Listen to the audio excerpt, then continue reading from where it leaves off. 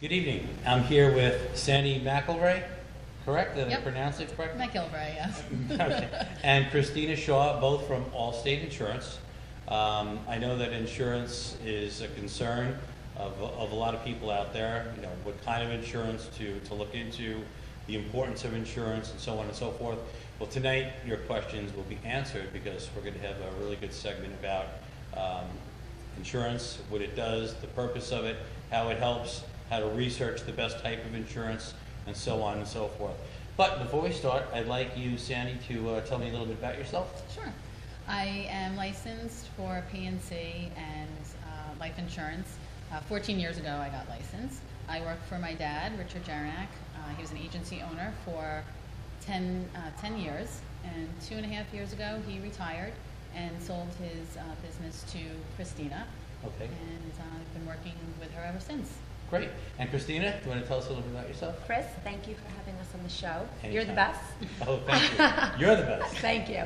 I got my property and casualty license in 1999, and I started with Allstate. I'm still with Allstate. In June of '07, I purchased Sandy's father's business, and just feel really blessed. And Allstate's a great insurance. It really is a great insurance company. I've had others in the past, and I have to tell you, you really get top flight service with Allstate.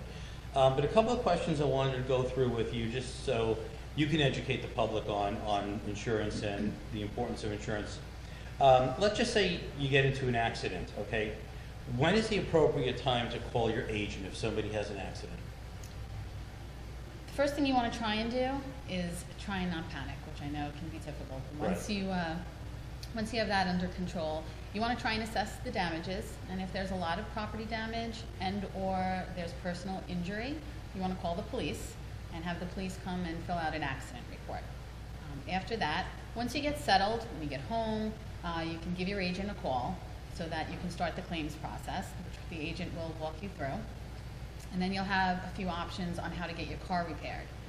There's 3 options, and I'll explain to you which of the 3 we prefer. You have the option of going to an Allstate Pro Shop. You can go to an Allstate Drive-In Claim Center, or you can go to a body shop of your choice. Okay. And the first one, which we prefer, is a little bit of a quicker process because we take away a step of having the adjuster come out. So it just makes the process go a little bit quicker. If you go to an Allstate Pro Shop, the Pro Shop communicates with the claims department directly about your car and the cost of repairing it. So that just goes a little bit quicker. The other option is to go to an Allstate Drive-In Claim Center. You take your car, someone evaluates the damage, they write out a check, you leave with the check, you can go get the car repaired wherever you want. Great. And the third is to go to a body shop of your choice. That may not be a pro shop. You just need to realize that you're going to have to take the time to have an adjuster come out and take a look at the car from Allstate. And you can definitely do that. It just takes a little bit longer because we have to have someone come out and take a look at it.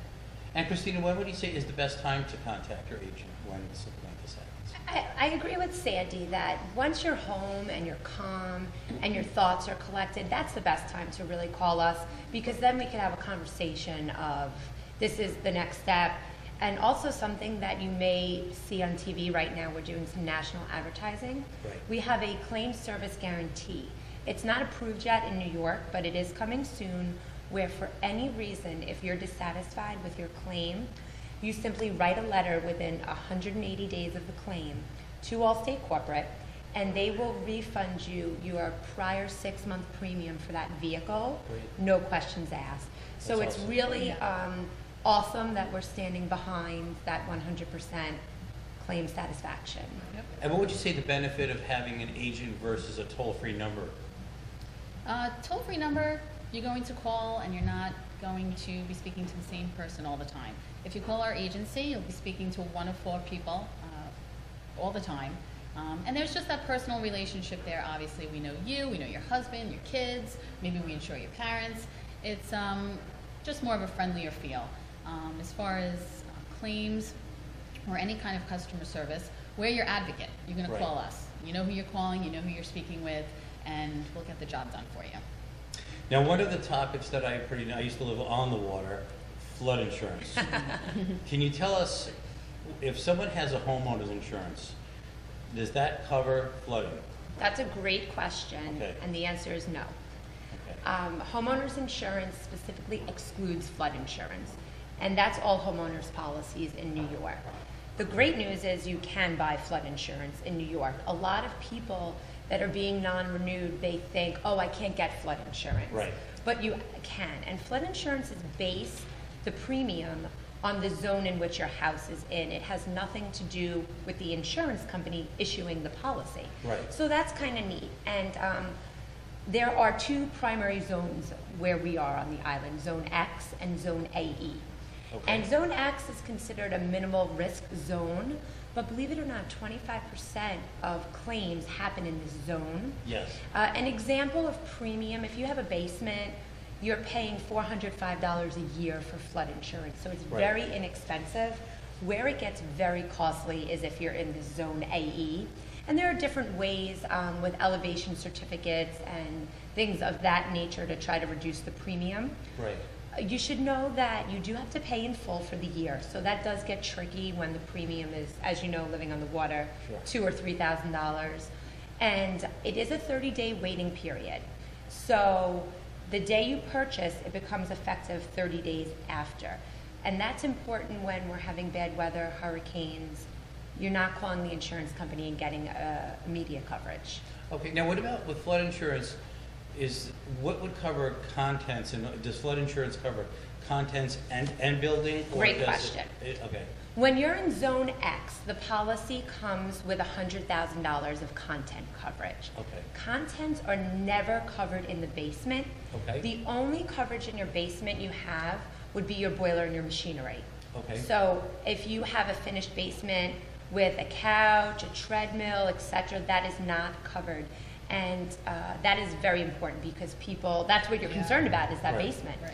So you can, if you're in Zone AE, content coverage is very expensive. I mentioned I live in Long Beach on the water, and I don't have content coverage because it's just that costly. right. Now, I used to live in Island Park, and it was right on a canal, and the streets were like very low, so anytime there was like a full moon, one of those moon tides or whatever, or nor'easters, we get zonked. See, I'm blessed. My house is elevated. During the hurricane, nothing happened. Really? We were shocked. Really? We were shocked. Yeah, because a lot of people buy us. Some people actually had to lift their homes. They had basements, and they were able to lift it with these the hydraulic jacks they put into the basement.